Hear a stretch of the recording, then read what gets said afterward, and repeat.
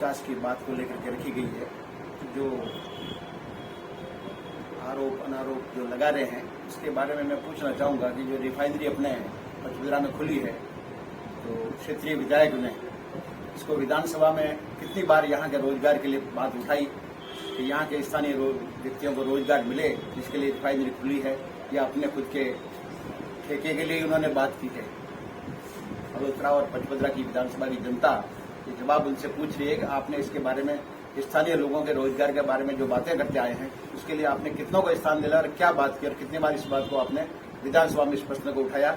मैं उनसे इस बात के बारे में पूछना चाहता हूं और जनता भी इसका जवाब मांग रही है कि आपने क्या किया इसके बारे में। दूसरा मुद्दा जो राजकीय नाहटा अस्पताल है इसको लेकर के आपने जनरल वार्ड को लेकर के आपने आईसीयू वार्ड घोषित करवाया जो आज धूल फांक रहा है और जहाँ पे उपकरण भी नहीं है।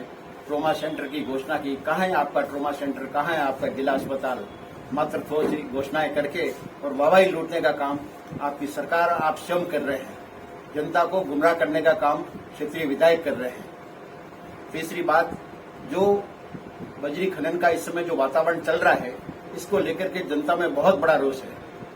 मैं विधायक जी से पूछना चाहता हूं कि यहाँ पे इस बजरी खनन को लेकर के बजरी माफियाओं के द्वारा 3 व्यक्तियों की हत्याएं हो चुकी है और आए दिन मारपीट और गोलीकांड होते रहे हैं और राज्य सरकार की ओर से 38 रुपये टन की रेट फिक्स है।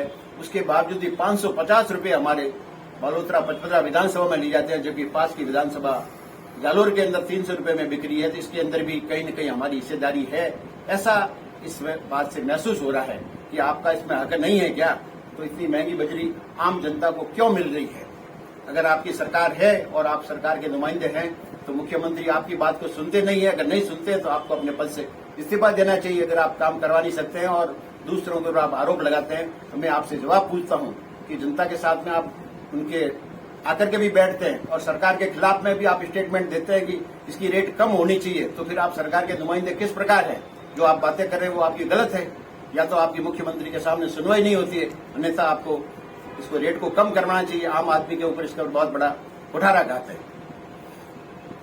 चौथी बात, भूमाफियाओं को लेकर के जब से आप विधायक बने हैं प्रथम बार भी भूमाफियाओं का आतंक पूरा छाया रहा है। आज के समय में भी दूसरी बार आपके विधायक बनने के बाद में बालोतरा शहर और आसपास के एरिया में सब तरफ से भूमाफिया जो आपके चारों तरफ घूमते हैं वो सब आम साधारण आदमी और गरीब आदमी की जमीनों पे कब्जा करके डरा धमका कर उन पे कब्जा करने का काम आज की तारीख में कर रहे हैं, लेकिन आप उसके बारे में कुछ नहीं कह रहे हैं क्योंकि आपकी मिली भक्ति उसके अंदर है। सनातन संस्कृति का जो अभी एक ऐतिहासिक कार्यक्रम हमारे संसदीय गरबा महोत्सव का जो कार्यक्रम किया गया उसमें हजारों की संख्या में हमारे भक्तों ने भाग लिया, जिनकी अपने माँ दुर्गा के प्रति आस्था का प्रतीक था। उसको आपको एक ढोंग लगता है और आपको ये लगता है कि ये कार्यक्रम नहीं होना चाहिए। ये मुझे लग रहा है कि हमारे केंद्रीय मंत्री कैलाश चौधरी जी की बढ़ती लोकप्रियता और सनातन संस्कृति का एक ढंग से बहुत बड़ा अच्छा प्रचार प्रसार हो रहा है, उसको आप पचा नहीं पा रहे हैं। आप सनातन धर्म संघर्ष के विरोधी हैं, ऐसा आपकी भावनाओं और बातों से लग रहा है कि आप इसका पुरजोर विरोध कर रहे हैं और कह रहे हैं ये काम क्यों किया जा रहा है। हम कह रहे हैं सनातन संस्कृति, हमारे पूर्वज भी सरोवर पूजन, कन्या पूजन, ये हमारी समरसता का काम है और हम वर्षों से करते आ रहे हैं, जिसका आप विरोध कर रहे हैं। और तालाब पूजन का भी, सरोवर पूजन का भी आप विरोध कर रहे हैं। मुझे मालूम नहीं पड़ रहा है कि आपकी कैसी मानसिकता है और किस विचार के आप अनुरूप चल रहे हैं। हमारी हिंदू संस्कृति का आप जिस प्रकार के शब्दों में आप विरोध कर रहे हैं, इससे तमाम समाज के लोग इसके में बहुत बड़े निरोष है। और आप किस प्रकार के डंडिया के कार्यक्रम में आप जाएंगे, गरबों में आप जाएंगे और कैसे आपको लोग बुलाएंगे और क्या आप जवाब देंगे? लाखों की संख्या में पूरे भारतवर्ष में इस प्रकार का कार्यक्रम होता है। वो सभी जो श्रोता इसको सुन रहे हैं उनकी आत्मा को, सभी को, भावना को, बड़ी सनातन संस्कृति को ठेस लग रही है। मैं विधायक जी से जवाब पूछना चाहूंगा कि किस प्रकार के आप स्टेटमेंट दे रहे हैं और किस सनातन संस्कृति को आप स्वीकार कर रहे हैं। इससे आपकी मानसिकता का परिचय हो रहा है। दूसरा, आपने जो रेलवे ओवरब्रिज के बारे में बताया तो मैं पूछना चाहता हूं, ये केंद्र सरकार की रेलवे ओवरब्रिज की योजना है और आप विधायक होते हुए भी आपको ये पता नहीं है कि इसकी स्वीकृति मिल चुकी है और काम चालू हो चुका है।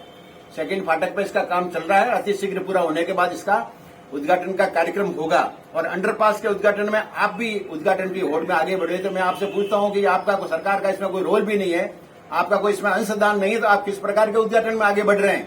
और स्टेटमेंट करके आप हमारे मंत्रियों के, पूर्व मंत्री के बारे में आप अपना स्टेटमेंट दे रहे हैं। आपकी कैसी मानसिकता है, मैं आपसे इसका जवाब मंच से पूरा पूछना चाहता हूं। दूसरा, जो आपने अभी जो अपने कार्यालय वगैरह खोलने का जो काम किया है, मैं आपसे कहना चाहता हूं कि नगर पालिका के 934 बीघा जो जमीन है हमारे पास में वर्षों से उपलब्ध है, और जिधर आबादी भी बसी हुई है और वहां पे कार्यालय भी सरकारी कई खुले हुए हैं, उसके बावजूद भी आप जेरला की तरफ अपना जो सरकारी कार्यालय खोलने का काम कर रहे हैं, उससे साफ जाहिर होता है कि आपका वहां व्यक्तिगत कोई न कोई स्वार्थ है या भूमाफियाओं का आपका स्वार्थ है। इसकी वजह से जहां पे आबादी भी बसी हुई नहीं है, जहां सुरक्षा के दृष्टिकोण से अस्पताल वगैरह जो भी आप खोल रहे हैं वहां पे सुरक्षा नहीं है, इसको देखते हुए वहां पे आपका कोई न कोई निजी स्वार्थ है, इसको लेकर के आप जेरलाओं की तरफ में ये सरकारी कार्य खोला और काम कर रहे हैं, जबकि नगर पालिका की 934 बीघा हमारे पास उपलब्ध है। मैं इसके बारे में आपसे स्पष्टीकरण चाहता हूं, वहां क्यों खोले जाना है, आपका कोई न कोई इसमें निजी स्वार्थ है। और किसी को पूछना है?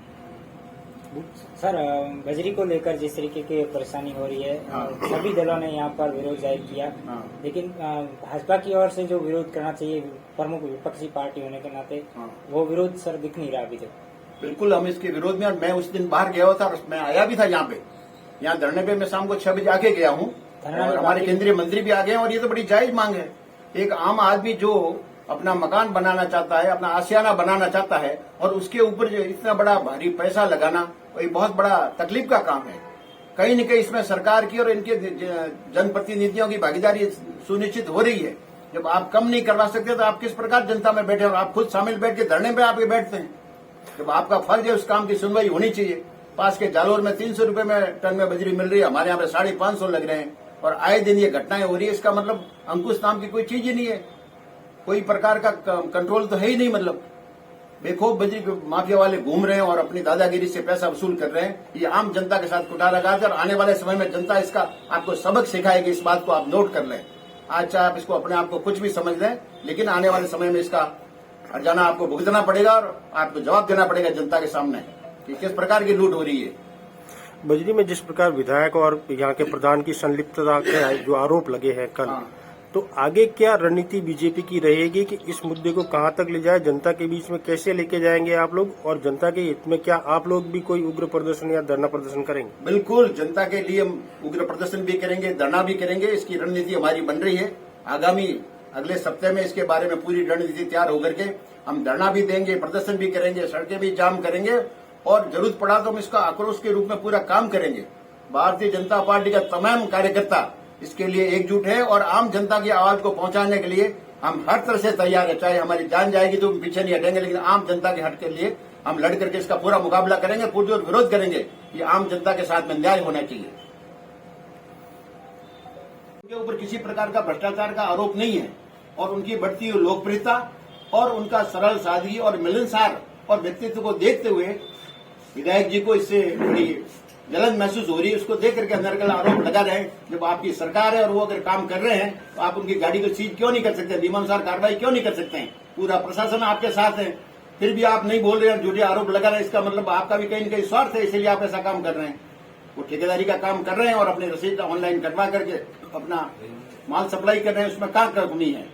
अगर आपकी तरफ से कोई हो तो आप इसके बारे में कार्रवाई करें। हमने आज दिन तक आपको कभी ऐसा करते हुए देखा नहीं। क्यों? आपकी सरकार है और आप सब कुछ कार्रवाई कर सकते हैं। अगर हो तो आप करके दिखाएं। मैं तो कह रहा हूं, आपको बढ़ती हुई लोकप्रियता हमारे केंद्रीय मंत्री कैलाश चौधरी जी की और सादगी और जो उनका व्यक्तित्व आपने देखा है, उसको देख के आपको जलन हो रही है, इसलिए आप उनके ऊपर और उनके पुत्र को इस प्रकार के आरोप लगा रहे हैं। ये बिल्कुल आरोप निराधार है। चाहे तो आप इसकी जांच करवा सकते हैं।